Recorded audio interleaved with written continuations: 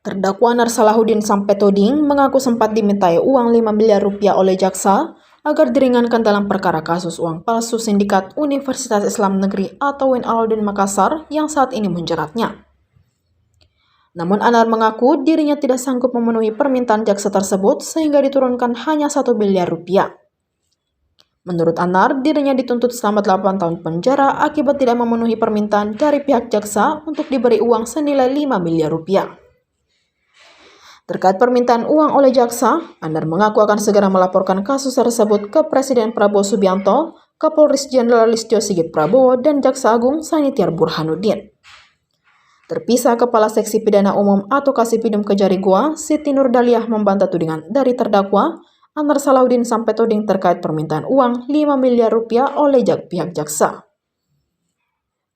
Nurdaliah menegaskan bahwa tuntutan yang dibacakan oleh jaksa penuntut umum berdasarkan dengan keterangan saksi dan fakta-fakta persidangan.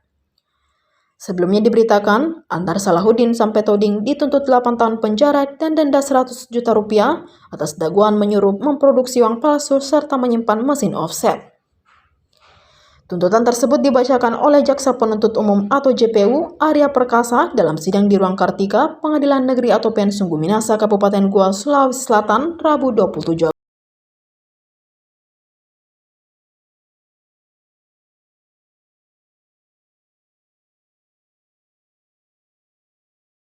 Ratusan massa dari mahasiswa Universitas Hasanuddin atau UNHAS turun ke jalan menggelar aksi unjuk rasa sebagai bentuk kecaman keras terhadap kebijakan DPR Republik Indonesia hingga insiden tragis yang menewaskan pengemudi ojek online di Jakarta. Massa yang tergabung dalam aliansi UNHAS Bersatu itu menggelar aksi unjuk rasa di kawasan flyover Kota Makassar pada Sabtu 30 Agustus sore dengan menggunakan alma mater dan membentangkan spanduk hingga menutup penuh ruas jalan dan bergantian melakukan orasi. Dalam aksi tersebut, mahasiswa menegaskan bahwa gelombang keresahan rakyat terus menguat seiring makin jauhnya negara dari mandat konstitusi. Aparat penegak hukum dinilai justru menjelma sebagai wajah kekuasaan yang represif, bukan lagi pengayom masyarakat. Mereka menyebut kondisi ini sebagai bukti nyata krisis kedaulatan. Meski demikian, aksi tersebut berjalan lancar dan massa membubarkan diri sekitar pukul 17.30 WITA setelah membacakan pernyataan sikap.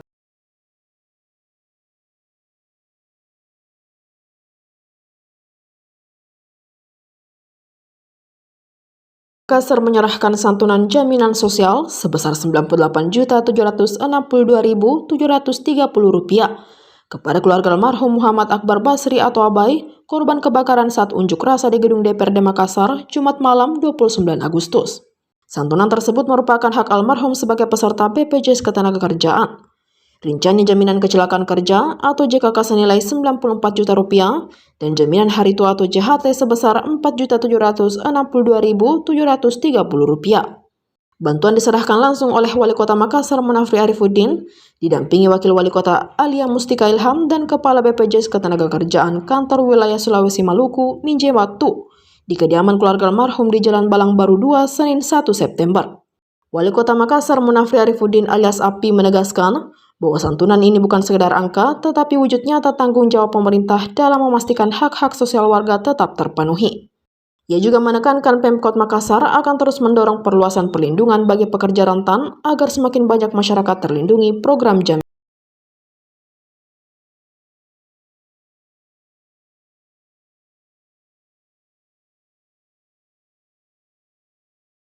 Polrestabes Makassar bersama Pusat Laboratorium Forensik atau Puslap Forpolda Sulsel melakukan olah tempat kejadian perkara atau TKP di gedung DPRD Kota Makassar.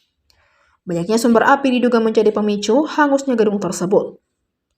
Irjen Rusdi mengatakan bahwa Puslap Forpolda Sulsel bekerja sama melakukan olah TKP untuk mencari bukti-bukti pasca kebakaran di gedung tersebut. Rusdi mengatakan akibat kebakaran tersebut, sebanyak 61 unit roda 4 dan 15 unit roda 2 yang terbakar yang nantinya akan dijadikan barang bukti kebakaran. Terkait informasi adanya aksi unjuk rasa kembali yang dilakukan masyarakat, Rusdi mengatakan bahwa penyampaian pendapat merupakan bentuk ekspresi dan hak warga negara, sehingga pihaknya memahami akan hal tersebut. Dalam mencegah adanya aksi demonstrasi yang anarkis, kata Rusdi pihaknya akan bertindak sesuai instruksi yang disampaikan oleh Presiden Prabowo Subianto. Pengamanan pasca kerusuhan di Kota Makassar yang menyebabkan kebakaran di gedung DPRD Provinsi dan Makassar hingga menyebabkan adanya korban jiwa. Pihaknya pun telah bekerja sama dengan TNI melakukan penjagaan.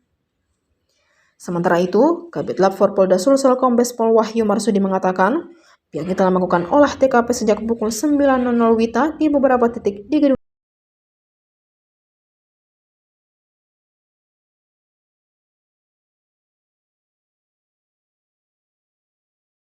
Jika bicara penyampaian ekspresi, penyampaian pendapat dalam bentuk demonstrasi apapun namanya itu adalah hak warga negara, hak konstitusi.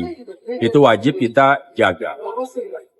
Dan tentunya kita sepakat bagaimana menyampaikan ekspresi tersebut disesuaikan dengan aturan yang berlaku. Jangan sampai juga ketika menyampaikan demonstrasi, penyampaian pendapat seperti ini melanggar aturan ataupun melanggar hak-hak orang lain. Ini yang perlu kita jaga bersama. Silakan berdemonstrasi, silakan menyampaikan pendapat, tapi dengan cara-cara yang tertib, dengan cara-cara yang damai. Ya, oke? Khusus hari ini berapa personil yang dikerahkan, Jenderal?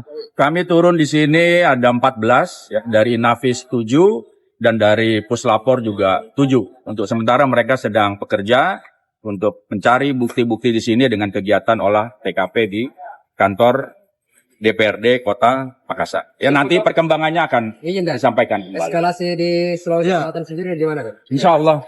Ya. Apa yang disampaikan oleh Pak Presiden Prabowo Subianto, tentunya anak bangsa mendengar itu semua.